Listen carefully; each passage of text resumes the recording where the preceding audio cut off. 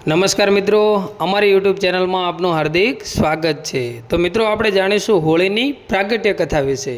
તો મિત્રો હોળીની પ્રાગટ્ય કથા આપણા હિન્દુ પુરાણોમાં વર્ણવેલા એક પ્રાચીન અને પ્રખ્યાત કથા છે। તે મુખ્યત્વે ભક્ત પ્રહલાદ અને હિરણ્યકશ્યપ અને હોલિકા સાથે સંબંધિત છે।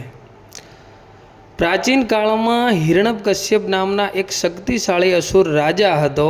તેમણે ભગવાન બ્રહ્માથી એવું વરદાન પ્રાપ્ત કર્યું હતું કે તેને ન તો કોઈ મનુષ્ય મારી શકે કે ન કોઈ તેને પ્રાણી મારી શકે, ના એ દિવસમાં મરે કે ના એ રાત્રિમાં મરે, ન જમીન ઉપર મરે કે ના ઉપર આકાશમાં મરે, ના ઘરમાં મરે કે ના ઘરની બહાર મરે, ન કોઈના શસ્ત્ર વડે મરે।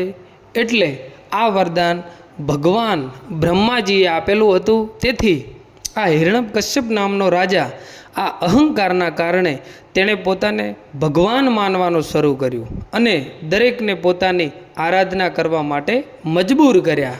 હિરણ્યકશ્યપનો પુત્ર પ્રહલાદ ભગવાન વિષ્ણુના પરમ ભક્ત હતા। તેમના પિતા હિરણ્યકશ્યપ આ ભક્તિથી ક્રોધિત થતા હતા। તેમણે ભગવાન વિષ્ણુની ઉપાસના છોડવાના બહુ સારા પ્રયત્નો કર્યા, પણ તે હંમેશા નિષ્ફળ ગયા। આ કારણે હિરણ્યકશ્યપે પોતાની બહેન હોલિકાને મદદ માટે બોલાવી અને હોલિકા પાસે બ્રહ્માજીથી મળેલું એક ચાદર હતું જે તેને અગ્નિમાં બળવાથી બચાવતું હતું। હિરણ્યકશ્યપના કહેવાથી પોતાની બહેન હોલિકા પ્રહલાદને પોતાના ખોળામાં લઈ અને અગ્નિમાં બેસી ગઈ।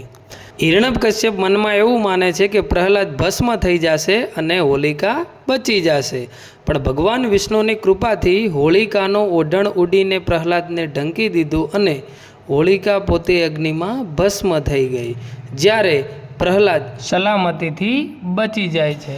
આ ઘટનાને સત્યની વિજય અને અસત્યનો પરાજય થયો તેમ પણ ગણવામાં આવે છે અને આજથી પ્રતિકરૂપે હોલિકા દહન કરવામાં આવે છે। અહંકાર અને દૂષિત શક્તિઓનો નાશ થાય છે। ભક્તિ અને સત્ય પર ભગવાનની કૃપા અને ભગવાન વિષ્ણુની, ભગવાન શ્રી રામની ભક્તિ કરનાર ભક્તને હંમેશા જીત થાય છે।